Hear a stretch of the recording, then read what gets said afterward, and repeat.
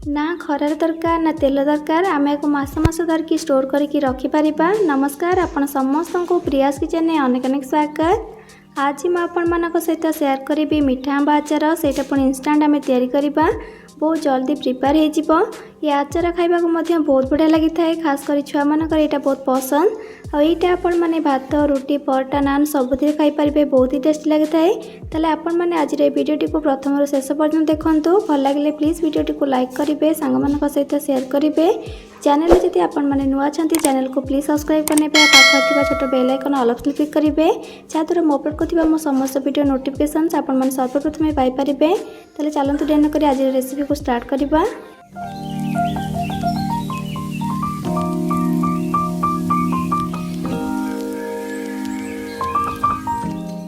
यही आंब आचार तैयारी करने ये मुझे 600 ग्राम आंब नहीं। आंब को मुझे प्रथम धोई नहीं, धोई सारापर भल भाव को पोछि नहीं, टिके भी जमी पानी न टिके जदि पानी रही आम आंब आचारटा बहुत जल्दी खराब हो। सब चेष्टा करेंगे आंब फ्रेश नापी। टाणा आंब सब ने केवे लतपत होता आंब नेबेनी, सेमती आंब नेले आचार बिल्कुल भी भल हेनी। प्रथम मैं आंबर ऊपर पार्ट को काटी नौची, गोटे पिलर सहायता मुझे भल भाव पिल कर नौची। तो आपड़ सब आंब टाण ने माने टिके टाणुआ होती आंब ने। ये देखो मैं आंब को काटिक आनी आप देखिपे मुझे पीसेस काटी। आप चाहिए आउ टे बड़ पीस रखिकी काटिपारे, ना आउ टे छोट छोट करके काटिपारे। तो आंब काटी सारापर ये आंबर परिमाण हो 500 ग्राम, माने तार कोइल को आ तार चोपा को बाहर कर नहीं। तो 600 ग्राम आंब नहीं, तो चोपा कोइल को बाहर कर सारापर 500 ग्राम रही।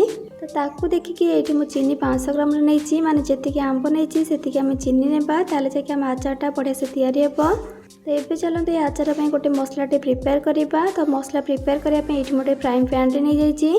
तो से गोटे चामच दे दूची जीरा आ गोटे चामच पान मधुरी देती। आईटी 2टा सुखला लंका देती, जी राग खाइबे से हिसाब से आप लंका यूज करेंगे। तो मुझे आधा किलो आंब ये मसला यूज करदी अधिक आंब ने तो अधिक मसला ये यूज करेंगे। ताको हल्का टिके आम मीडियम फ्लेम रे रखिकी रोस्ट करवा। तो टिके भाजी आसला परे आम ऐड करदेबा अधा चामच से मेथी आधा चामच कला जीरा। मेथी और कला जीरा को मैं पछरे ऐड कली, कहीं बहुत आगुरी जब आम यहाँ ऐड करदेबा ताले तार गोटे पिता टेस्ट पलि आसे, से मुझे पछरे ऐड कली।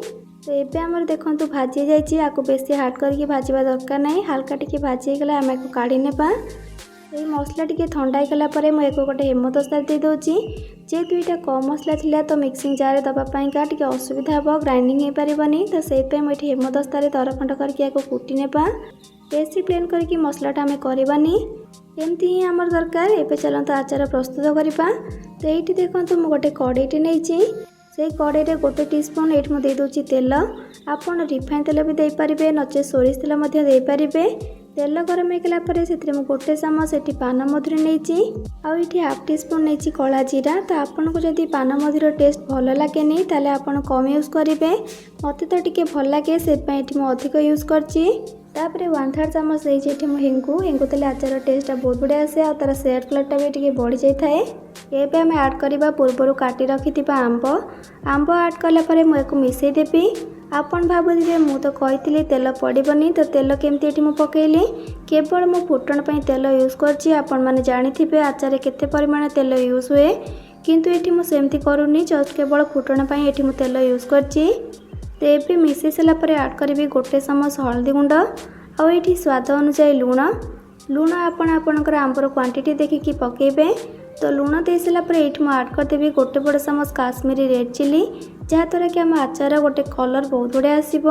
तो यह आम मिसईदेवा एबे। तो आचार टिके जदि कलरफुल देखा ताले आम आचारटा बहुत बढ़िया लगे। तो आपन ये लंका गुंड यूज करेंगे।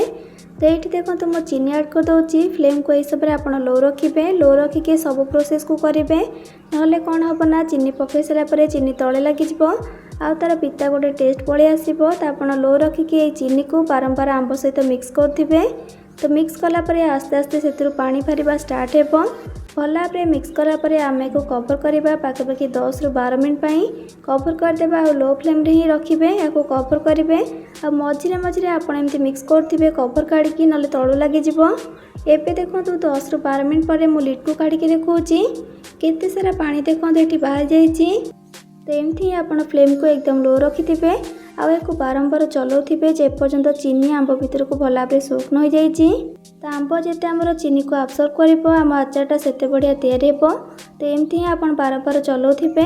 तो ये आप देखिपे चीनीटा आमर केते अठाई आसुची। मो हाथ में चेक करके देखई दूची। तो टिके अठाई जाइए। तो ये आम आहरी चीनी को कुक करवा आंब सहित। तो ये मुझे आंब को 5 ରୁ 7 मिनट खंडे एमती लो फ्लेम रे रखिकी या बारंबार चलैकी कुक करुच्ची।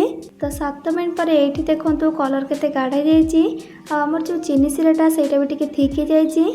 तो आंब आमर ये सीझी ना नहीं से देखा। एमती आंब तो बहुत जल्दी सीझी जाए। ये देखो आंब आमर बढ़िया से सीझीगला। तो ये आम पूर्व प्रिपेयर करके रखिथा मसला पाउडर को देदेबा। तो मसला पाउडर को सब आपड़ एमती दर खंड करके रखिए जहाँद्वारा आम आचार टेस्टा बहुत बढ़िया आसो। तो ये आम या 3 ରୁ 4 मिनट या आम कुक करवा। एबे 3 ରୁ 4 मिनट पर ये आड करी भिनेगार। तो भिनेगार देले आम आचार सेल्फ लाइफ टे बढ़ी जेहेतु आम आचार तेल यूज करवानी कि खरारे भी आम आचार को रखानी। तो से आचार खराब जल्दी न होइका ताकू टिके अधिक दिन पर्यंत रखापाइका ये आम भिनेगार यूज करचे। आपण भिनेगार निश्चिंत पकेबे। ये मु 2 टेबल स्पून ये भिनेगार यूज करची। तो भिनेगार को देके आपको टिके मिसई देबा। जदि आप भिनेगार न देबे ताले आपण केवल आपको बाहर गोटे मास पई रखिबे। आपको फ्रिज रे ही स्टोर करके रखिबे। बाहर अधिक दिन रखिले खराब हो जिवो। एबे देखो आम आचार केते गाढ़ा जाइए। यार कंसिस्टेंसी आपण माने देखि पारथिबे पूरा जेली भली देखा जाउची। आपण मध्य एमती चीनी पाकटा हैला पर्यंत कुक करिवे पूरा बहलिया जेमती हे जिवो से भलिया कुक करिवे। एबे हमर आचार हो जाइए। तेबे आचार को आम ठंडा करवा। तो गैस फ्लेम को बंद करदेबा। तो ठंडा हो गला पर ये मु गोटे डब्बारे स्टोर करुच्ची। आपण माने देखि पारथिबे ठंडा हो गला पर आउ टिके बहलिया जाइए। तो एमती ही रखिबे।